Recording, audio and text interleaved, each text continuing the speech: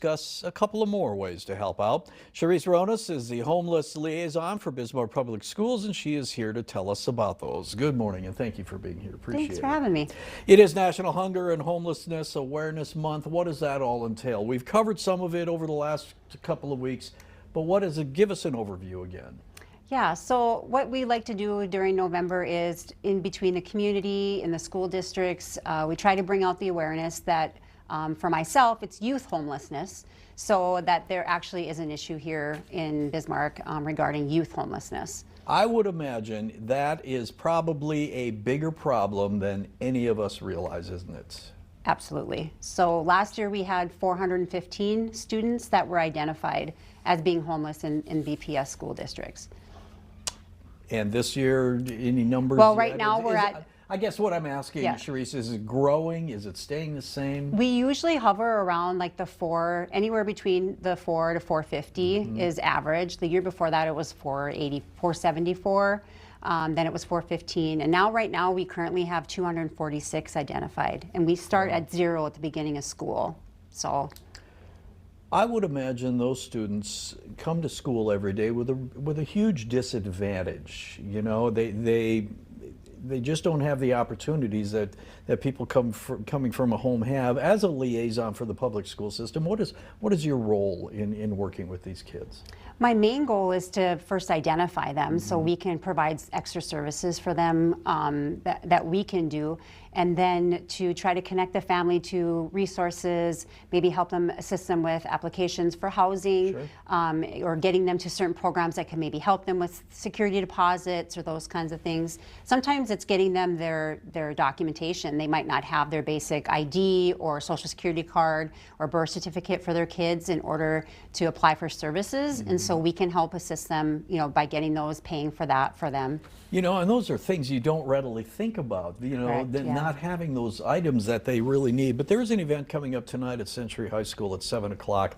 And it's just one of the steps that you guys are taking. Tell us about that. Yeah, so that is actually our youth-based event that we have. We've been trying this for about 5 years now, where we're wanting to try to represent that number that we identified last year. So we ask everybody to come out to Century tonight, just to the main gym there. And we're going to, with the people that are there, we're going to create the numbers 4, 1, and 5 to represent those numbers last year. Okay. And so hopefully we get that many people to come out, yeah. But if not, we just represent them in the numbers and take a picture. Okay, this is called the No Longer Hidden event. Yes. What's behind the name, and tell me what that all means. Yeah, so working with youth homelessness around the nation, they call them the hidden homeless, because we don't see 415 kids out on the street. Yeah. We don't see them in the alleyways or what normal society thinks about homelessness. They don't wear a sign on their forehead. Exactly. Yeah. They might be under a shelter, but it might be an unsafe shelter. It's not a shelter or a place that maybe is secure to where they can know they're going there every night. They're moving around a lot. Yeah. Having that instability. And so this is no longer hidden. We're going to make sure that people know that we're not hiding them anymore. And we want people to know that there is an issue. All right, 7 o'clock tonight for that event. And then there's an event tomorrow night as well. Tell us about that. Yeah, so tomorrow is our Freezin for a Reason event, and it starts from 7 a.m. to 7 p.m. And you can help out in a couple different ways. We just stand out on the corner of Expressway and South 12th Street, right in front of Enterprise. Yep. Rental there, and we have signs that talk about homelessness. People drive by and see us. It's more of an awareness thing. So you can help by volunteering for a shift to come out and hold a sign. Or you can stop by. We're taking winter gear donations, any sizes, kids, adults. Also food pantry items if they have any. And then if any monetary, they want to just swing by the parking lot and drop off a monetary donation. You know, and the weather notwithstanding, it's an opportunity not only to be there personally, but like you say, to donate food items, to bring winter gear and leave that for the kids and the families that really need these things. Yes. So the Freezin for a Reason, is that directed at students as well, or is it more for a family type event? Yeah, that's more for anybody. We have a lot of adults. Some employees have employers have their employees come out and volunteer a shift. Sure.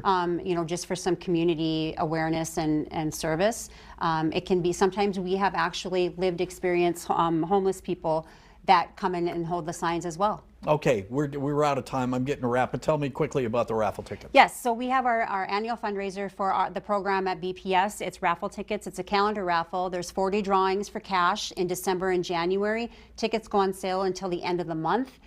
They can contact myself or contact a school. Sounds great. Cherise, thank you so much. Appreciate your time and happy Thanksgiving. Thanks.